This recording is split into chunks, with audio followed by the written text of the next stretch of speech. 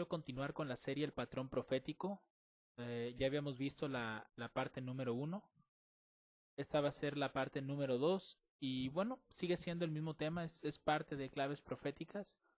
Pero ahora no nos vamos a enfocar tanto en estar mencionando citas que tengan que ver con la repetición de la historia, sino más bien el día de hoy vamos a ver principios proféticos, es decir, principios que nos ayuden en la interpretación de la Biblia. Como siempre, hermanos, les invito a que me acompañen a realizar una oración para que el Espíritu de Dios nos pueda dirigir en nuestro estudio. Vamos a orar. Padre Celestial, gracias te damos en este día por toda bendición y misericordia que has tenido con nosotros. Te rogamos, oh Dios, que por favor nos dirijas en este estudio, que podamos entender, Padre, cómo has dejado tus reglas, métodos, Padre, para poder entender tu palabra.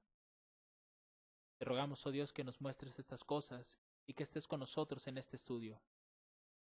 Te damos las gracias por todo y por responder esta oración conforme a tu bendita y santa voluntad, en el nombre santo de Cristo Jesús. Amén. Bueno, uno de los principios que anteriormente ya habíamos comentado en otros videos dentro de este ministerio, de este canal, son las reglas de Miller. Inclusive tengo una serie iniciada ya acerca de las reglas de Miller, y en la descripción del video o en la parte de aquí más o menos va a aparecer el enlace hacia esa serie de videos por si alguien quiere verlas. Aquí solamente quiero mostrar la cita que leemos en esos videos, simplemente para tener un recordatorio de por qué necesitamos usar estas reglas. Y bueno, esto lo encontramos en la Review and Herald del 25 de noviembre de 1884, es decir, 4 años antes de 1888, que todos sabemos que este fue el mensaje de la justificación por la fe, ¿no? Fue el año en el que Dios estaba dándole a su pueblo este mensaje. Y el espíritu de profecía, yo menciono en esa serie que lo hizo, más bien Dios lo hizo para que su pueblo recordara las reglas que les fueron entregadas al principio del movimiento de reforma, ¿no? De 1798 a 1844. Dado que esas reglas les iban a permitir al pueblo poder entender ese mensaje en parte. Así que el espíritu de profecía hace mención de estas reglas un 25 de noviembre de 1884, es el párrafo 25 de la Review and Herald, y nos dice que aquellos que participan en proclamar, noten, si ustedes y yo queremos proclamar el mensaje del tercer ángel, si queremos participar de ese pregón, estamos o debemos de estar buscando en las escrituras bajo el mismo plan que el padre Miller adoptó. Noten, el mensaje del tercer ángel nosotros no lo podemos dejar hasta el 22 de octubre de 1844. Ahí fue el comienzo de este tercer ángel, pero no fue el fin. Y tampoco en nuestros días, en este pleno 2019, todavía no es el fin de este ángel. Este ángel sigue su curso. Entonces, aún para nuestro tiempo, si nosotros queremos proclamar este mensaje del tercer ángel, necesitamos estar buscando en las escrituras bajo el mismo plan que el padre Miller adoptó.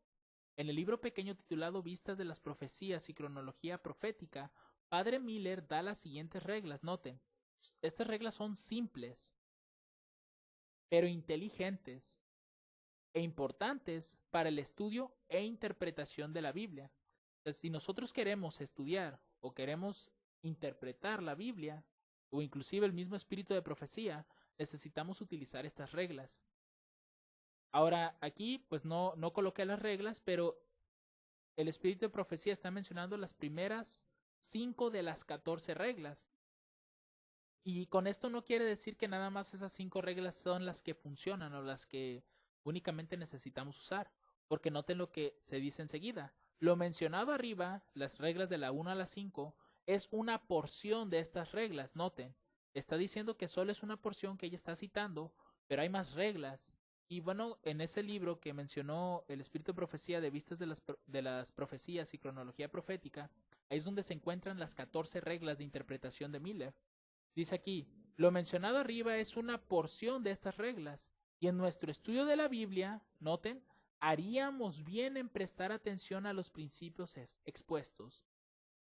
De esta manera nosotros podemos entender que si realmente queremos entender la Biblia o el espíritu de profecía y cómo es que Dios está llevando a cabo esa repetición de la historia en nuestro tiempo, necesitamos usar estas reglas, porque estos principios que Miller extrajo de la Escritura, pues se han estado usando a lo largo de la historia bíblica.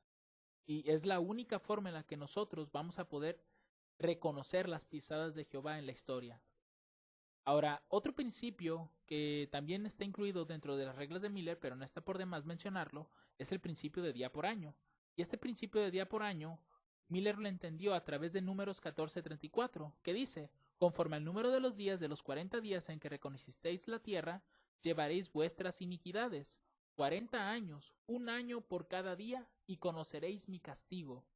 Noten, estos 40 días iban a volverse 40 años, y aquí está implícito el principio de día por año, día por año.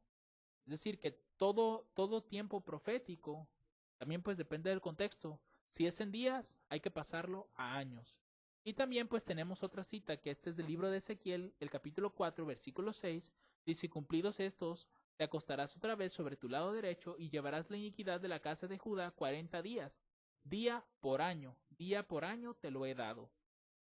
Es más que nada un segundo texto, un segundo testigo para poder entender que este principio de día por año es necesario para entender muchos de los periodos proféticos que nos habla la Biblia. Otro principio es el del alfa y omega, principio y fin. Y esto es algo que en la Biblia se repite demasiado. Por ejemplo, Isaías 44, versículos 7 y 8 nos dice: ¿y quién como yo? Aquí está hablando Dios. ¿Quién como yo proclamará y denunciará esto? Y lo ordenará por mí, como hago yo desde que establecí el pueblo antiguo. Dios ha establecido el pueblo antiguo, y a través del pueblo antiguo es como Dios está proclamando, está denunciando, está ordenando las cosas. Anúncienles lo que viene y lo que está por venir. No temáis ni os amedrentéis. ¿No te lo hice ir desde antiguo y te lo dije? Luego vosotros sois mis testigos. No hay Dios sino yo.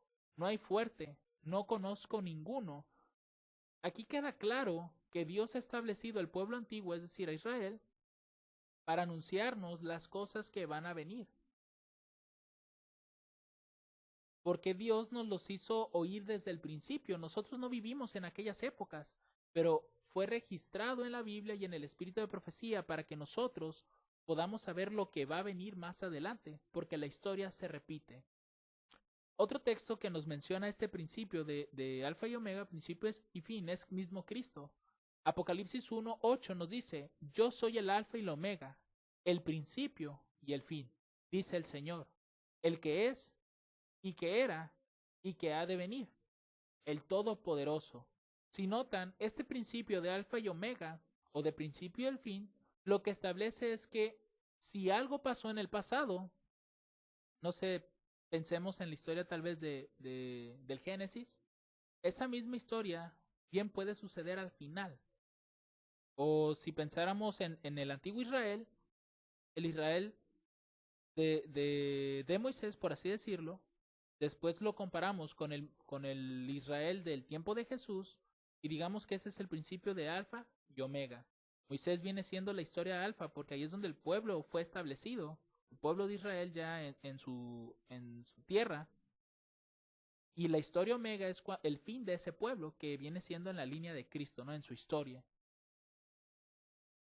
Otro texto para confirmar esto es Apocalipsis 22:13 y aquí, bueno, pues se añade otro nombre, ¿no? A este principio. Dice: yo soy el alfa y el omega, el principio y el fin, el primero y el último. Y aquí queda establecido también que, digamos que hay tres formas de llamarle a esto. Dios se encarga, a través de las historias alfas, a través del principio del pueblo antiguo, se encarga de mostrarnos lo que va a sucederle al pueblo al final del tiempo. Porque eso es el principio, es principio y fin, alfa y omega. Ahora, vamos a ver un ejemplo de esto. Hace un momento les mencionaba acerca de Génesis, ¿cierto? Muy bien, Génesis el capítulo 2 nos muestra un Adán, que sabemos que a través de la Biblia, Adán pues nos está representando al esposo. Esto lo podemos ver en el libro de Efesios. Si no mal recuerdo es el capítulo 5 y el versículo debe ser como el 23 o el 24. Ahí nos dice que Adán es el esposo y el esposo es Cristo, ¿cierto? Esta es una representación. Ahora, Eva, por otro lado, Eva pues claramente es la esposa de Adán, y Eva, al ser mujer, representa a la iglesia. Entonces, el matrimonio aquí en la tierra entre un hombre y una mujer representa el matrimonio que existe entre Cristo y su iglesia. Ahora, esto es el capítulo 2, ¿cierto? Porque ahí es donde Adán y Eva fueron creados. Pero si nosotros pasamos a Génesis 3, vemos un tercer personaje en esta historia. Aquí ya no es Adán, aquí ya es la serpiente. Y la serpiente, al quitarle esa autoridad a Adán, por así decirlo, estoy hablando aquí de manera simbólica, no literal, él se vuelve el esposo. Pero en el Nuevo Testamento, en Apocalipsis, a la serpiente se le llama dragón. Ahora, en el caso de Eva, al ser desobediente y al no, respetar el pacto, ella se vuelve en una iglesia apóstata. Es decir, porque recuerden que el simbolismo de una mujer, pues es esposa, y la esposa es una iglesia. Ahora, si la iglesia es fiel a Cristo, pues es una iglesia santa, pero si no lo es una iglesia apóstata. Y en el Nuevo Testamento tiene el nombre de bestia. Ahora, Adán, al ser relevado, por así decirlo, de su posición de matrimonio con Eva, antes en la santidad, porque ahora estamos entrando al pecado, Adán se convierte en el falso profeta. Entonces aquí queda representado cómo la historia alfa y la historia omega de la Biblia están conectadas. Ahora vamos a ver esto mediante un diagrama. Tenemos nosotros la creación, Génesis 1, eso es Génesis 1. Ahora, aquí vemos a Adán, que es un representante o símbolo de Cristo, y vemos a Eva, que es una representante de la iglesia. Esto pues es Génesis 2, porque a partir de aquí es cuando comienza a existir el hombre y la mujer. Pero esto también es antes de la caída. Nada más están dos personas ahí, un hombre y una mujer, un esposo, una esposa, Adán y Eva, Cristo y su iglesia. Ahora, después de la caída, aquí entra otro personaje, que es la serpiente. La serpiente pues es el símbolo del dragón, Eva se vuelve el símbolo de la bestia y Adán se vuelve el símbolo del falso profeta. Porque recuerden que la serpiente pues le quitó el lugar a Adán. Ahora, todo esto que vemos aquí es Génesis 3. Y esto pues podemos llamarlo después de la caída. Ya no son dos personajes los que estaban en el Edén. Ahora son tres los que están jugando ahí ese papel, ¿no? Ahora, lo interesante de esto es que aquí en Génesis 3, cuando Dios está interrogando a Adán por lo que sucedió, Dios le dijo, ¿no? ¿Quién te mostró que estabas desnudo? ¿Has comido del árbol del que yo te mandé que no comieses? ¿Y qué le dice a Adán? En lugar de reconocer su pecado, él dice, la mujer que me distes, ella me dio de comer.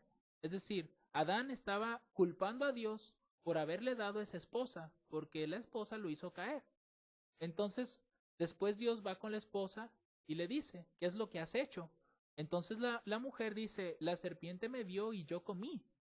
Así que al final del día, la serpiente fue creada por Dios. Y también Eva culpó a Dios de su caída. Entonces, por así decirlo, los tres, después de la caída, juntos se unieron y culparon a Dios por su caída. Ahora, toda esta historia que vemos aquí, podemos llamarla nosotros la historia alfa.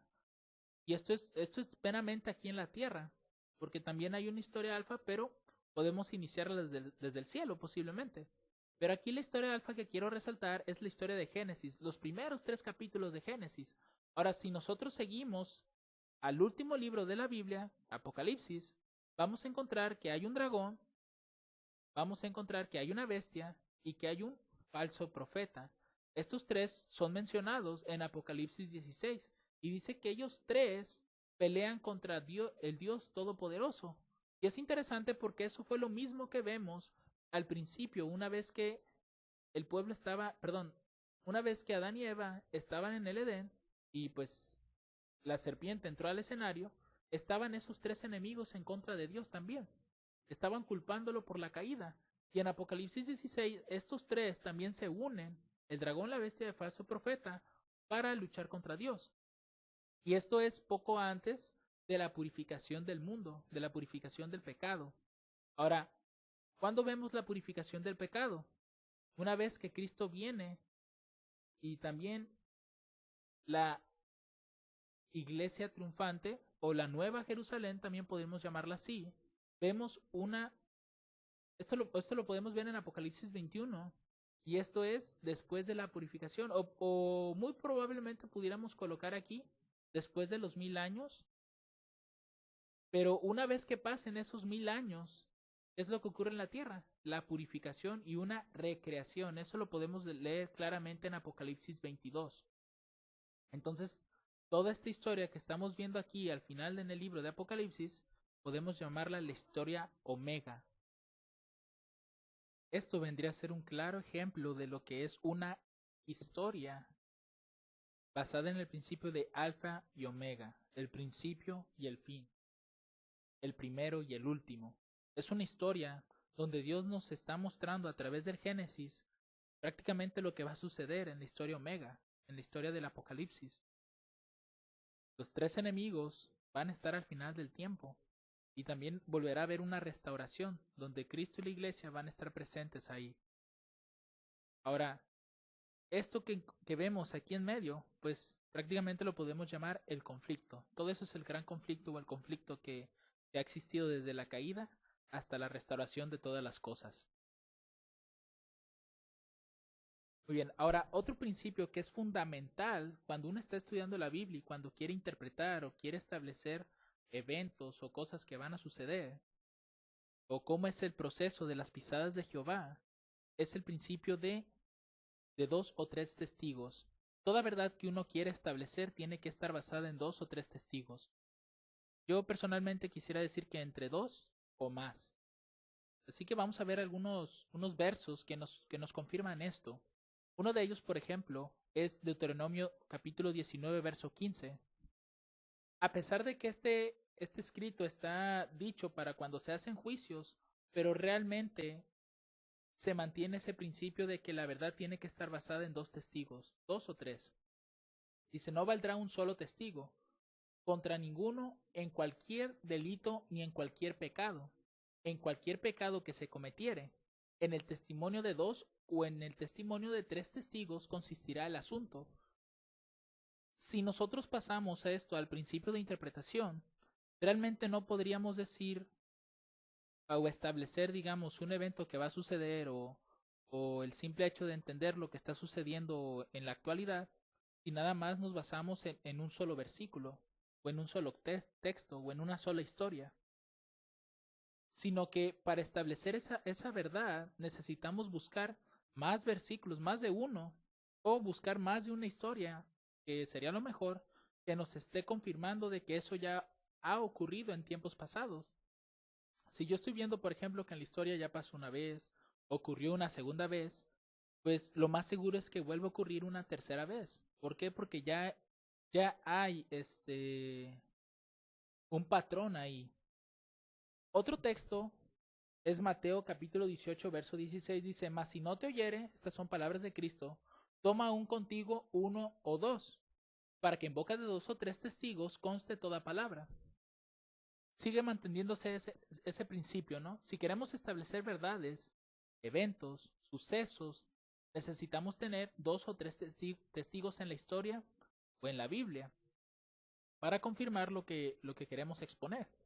Pablo también menciona esto, 2 de Corintios capítulo 13, verso 1. Esta es la tercera vez que voy a vosotros. Por boca de 2 o 3 testigos, toda palabra será establecida. También podríamos decir, toda verdad será establecida. No vamos a aceptar, no se puede aceptar que sea nada más por un testigo, por un solo versículo. Tiene que haber más historias que estén confirmando eso. Y finalmente, 1 Timoteo 5:19 dice, contra un anciano no recibas acusación, sino ante 2 o 3 testigos. Y aquí podemos ver claramente ese principio. Siempre se debe de basar la verdad en 2 o más testigos, 2 o 3, que es lo que generalmente la Biblia expone. Ahora, vamos a ver aquí unos 2 o 3 ejemplos de cómo funcionan estos 2 o 3 testigos. Por ejemplo, la herida de muerte. Nosotros sabemos que el papado cae o recibe su herida en 1798. Pero, ¿cómo podemos decir que ese fue el evento? Bueno, pues la Biblia nos establece 3 testigos precisamente para mostrarnos que ahí iba a ocurrir un suceso importante. En este caso, pues la herida de muerte del papado. El primer suceso ocurrió en el 723 a.C. y esta fue el comienzo de la dispersión del pueblo de Dios. Aquí fue Asiria tomando Israel, el reino del norte, llevándolo cautivo. Y aquí, bueno, todos conocemos que son los 2520 años o los 7 tiempos de Levíticos 26. Y todo este periodo de tiempo, a partir del 723, culmina en 1798, que fue el año cuando el Papa pues recibe su herida de muerte. Ahora, hay un segundo testigo, este es el año 508, este fue el año cuando el continuo es quitado, y si ustedes recuerdan tenían que pasar 1290 años o 1290 días, los cuales también culminaron en 1798. Y ese viene siendo el segundo testigo de ese año. Ahora, nuestro tercer testigo, y es el que más se menciona en la Biblia, es el año 538, que fue cuando el papado se levanta. Ahora, la Biblia establece, mediante 3 o 4 versículos más o menos, cuál iba a ser el periodo de tiempo que iba a durar este poder. Y ese viene siendo nuestro tercer testigo, pero tiene 4 versículos o 4 testigos de que eso iba a ocurrir. Por ejemplo, tenemos 1260 años, 1260 días, 42 meses o tiempos y la mitad de un tiempo.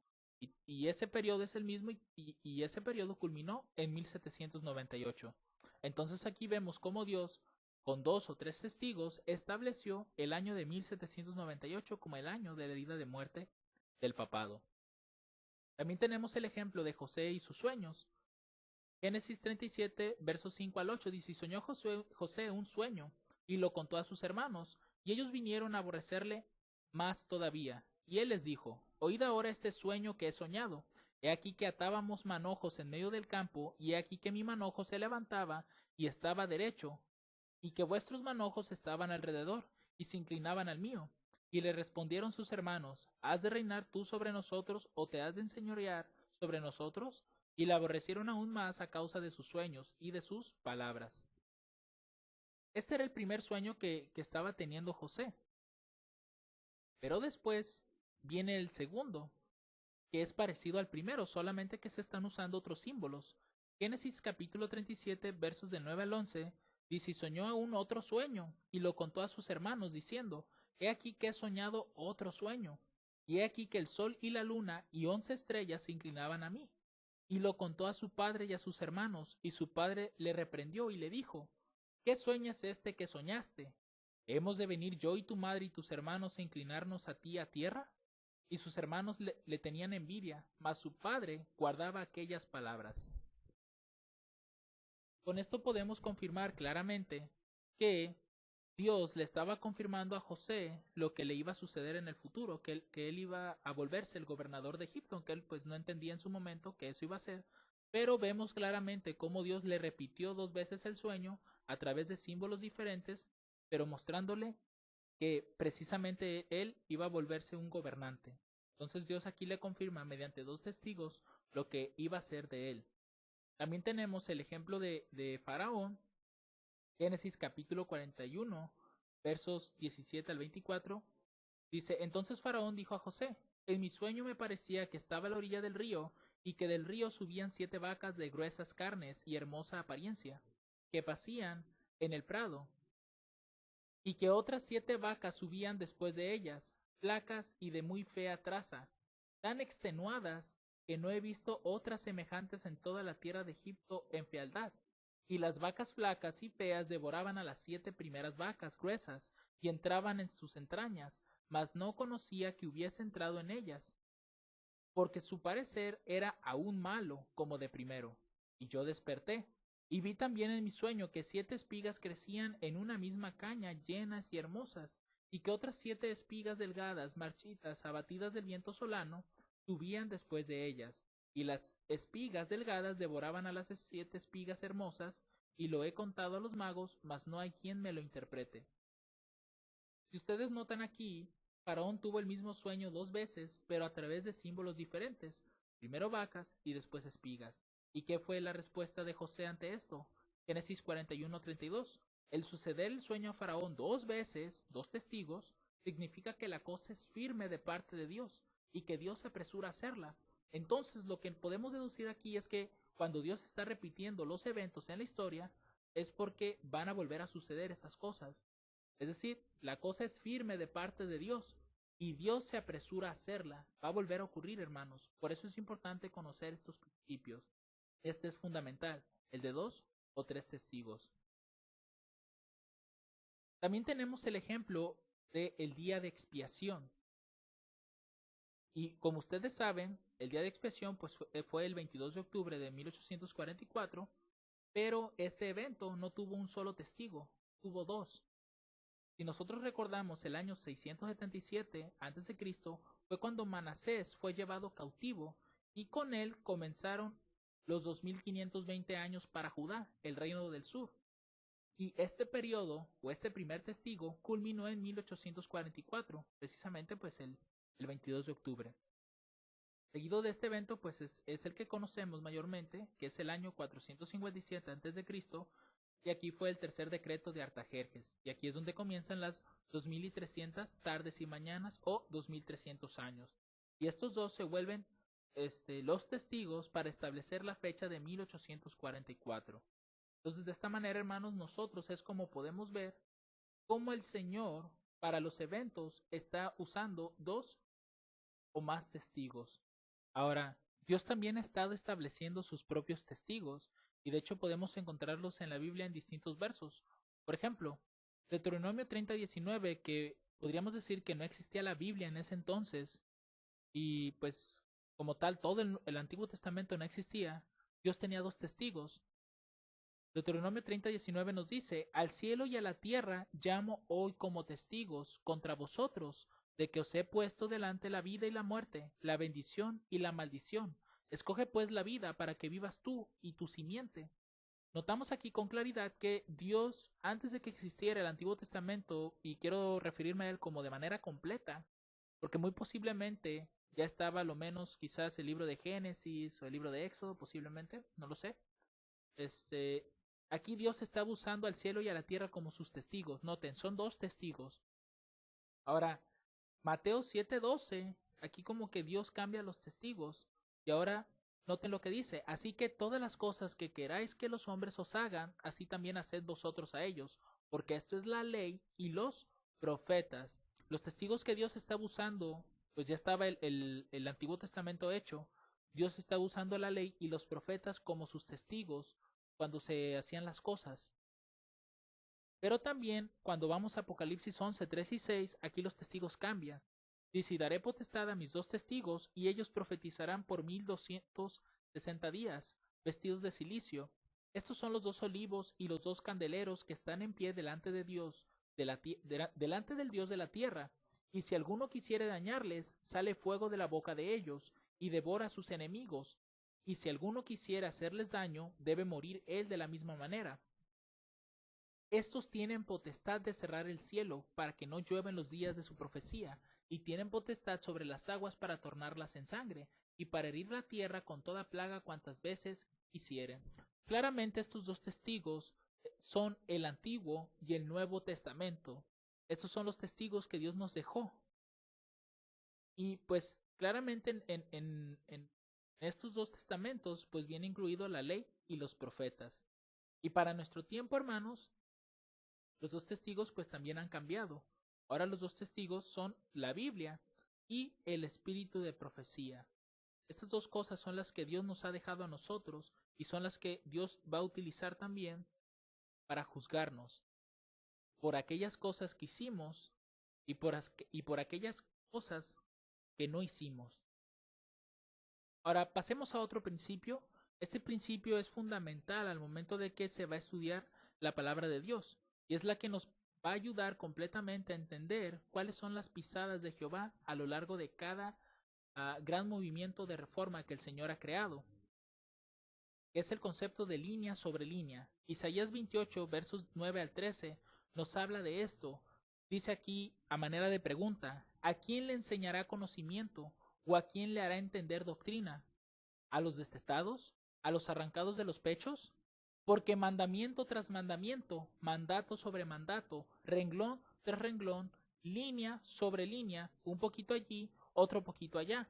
Porque en lengua de tartamudos y en otra lengua hablará a este pueblo, a los cuales él dijo, este es el reposo, dan reposo al cansado, y este es el refrigerio, mas no quisieron oír. La palabra pues de Jehová les será mandamiento tras mandamiento, mandato sobre mandato, renglón tras renglón, línea sobre línea, un poquito allí, otro poquito allá, para que vayan y caigan de espaldas y sean quebrantados y enlazados y presos. Aquí claramente se nos dice que la palabra de Dios para nosotros debería de ser línea sobre línea. Colocar historia con otra historia, compararlas, ver sus similitudes y corroborar que ahí están las pisadas de Jehová. Ahora, en español, claramente no se entiende correctamente este principio y sobre todo el versículo 9 que fue una mala traducción porque volvieron todo el versículo 9 a manera de pregunta. Pero si consultamos la King James Version en inglés, los mismos versículos, aquí solamente hay dos preguntas y es ¿a quién se le enseñará conocimiento? Y la segunda pregunta es ¿y a quién se le hará entender doctrina? Ahora, a los destetados, arrancados de los pechos, no son preguntas. Esa es la respuesta. Es decir, aquellos que han dejado la leche espiritual, el conocimiento a forma de leche, ellos son los que van a recibir el verdadero conocimiento y van a entender la verdadera doctrina, porque ya no están bebiendo leche, sino que ahora comen alimento sólido, alimento espiritual. Ahora, en español, si ustedes notan, aquí, mandamiento tras mandamiento, mandato sobre mandato, parecen ser que son palabras diferentes. Y de igual forma, cuando hablamos de renglón tras renglón, línea sobre línea, también resultan ser palabras diferentes. Pero en inglés no es así. En inglés siempre es precepto tras precepto o sobre precepto. Es decir, hay una repetición en esto. Línea sobre línea, line upon line, line upon line. Es decir, dos veces se está repitiendo, no es renglón tras renglón y línea sobre línea, es línea sobre línea, línea sobre línea. Recuerden que cuando Dios repite algo es porque necesitamos ponerle atención y es una cosa firme y Dios se apresura a hacerla. Entonces aquí Dios nos está ilustrando la manera en la que nosotros debemos de estudiar su palabra. Es colocar una historia en forma de línea y compararla con otra historia a manera de línea. Ver sus similitudes y sus diferencias y a través de eso entender cómo es que Dios está trabajando en cada gran movimiento de reforma y poder identificar ese movimiento en nuestro tiempo. Ahora, la Review and Herald del 22 de marzo de 1892, párrafo 7, nos dice lo siguiente, el espíritu de profecía. Cristo dio a sus discípulos verdades cuya amplitud, profundidad y valor apreciaron poco, o ni siquiera comprendieron, noten. Y la misma condición existe en el pueblo de Dios hoy. Es decir, nosotros hemos recibido verdades cuya amplitud, profundidad y valor no se están apreciando, o muy posiblemente ni siquiera se están entendiendo. Dice, también nosotros hemos fallado en apreciar la grandeza, en percibir la belleza de la verdad que Dios nos ha confiado hoy.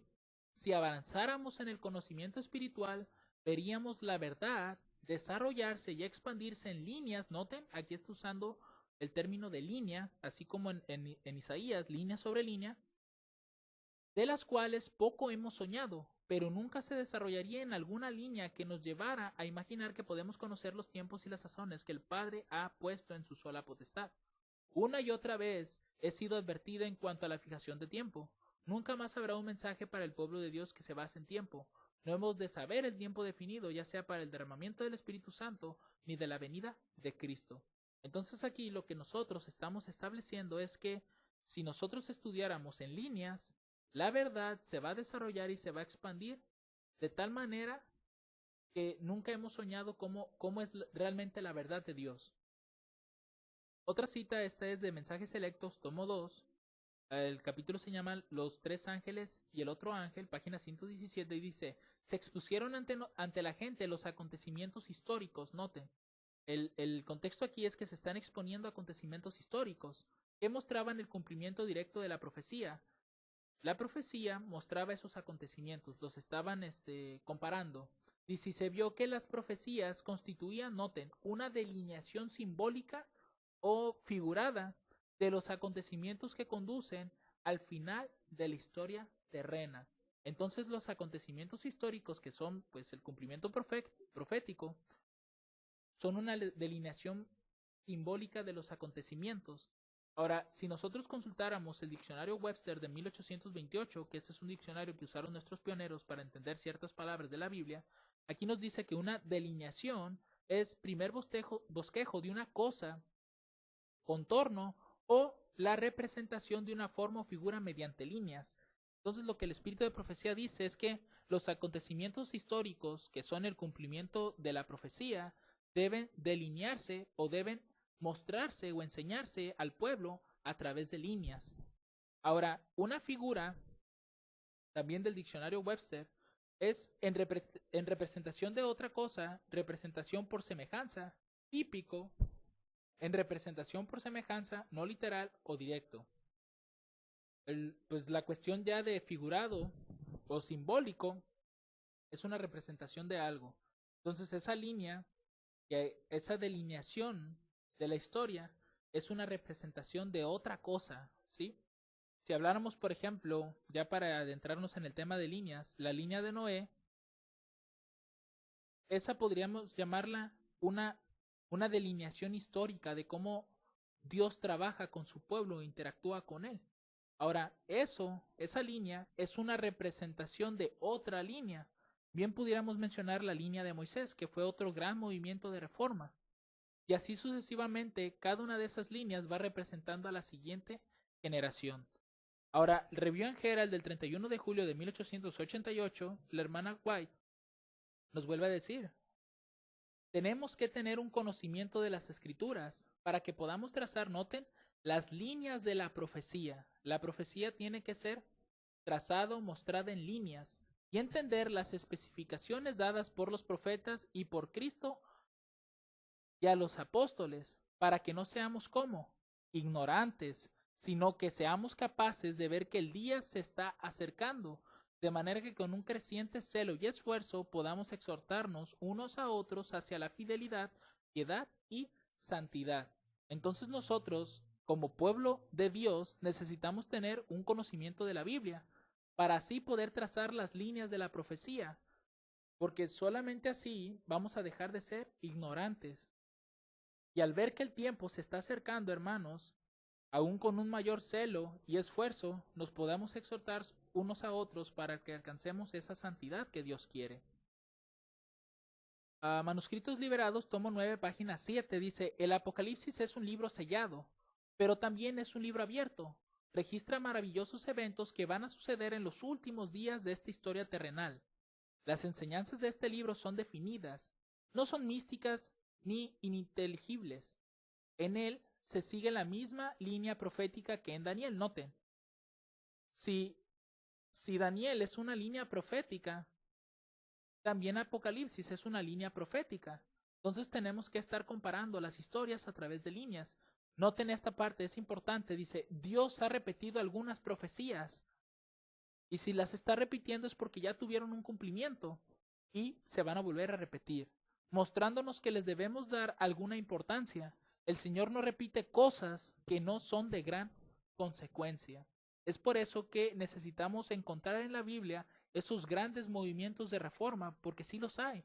Y en muchas ocasiones se levantaba un hombre escogido por Dios para comenzar esa obra de reforma y sacar al pueblo de la oscuridad para que alcanzara ese conocimiento que Dios estaba enviando a su pueblo y por ende purificarlos y limpiarlos.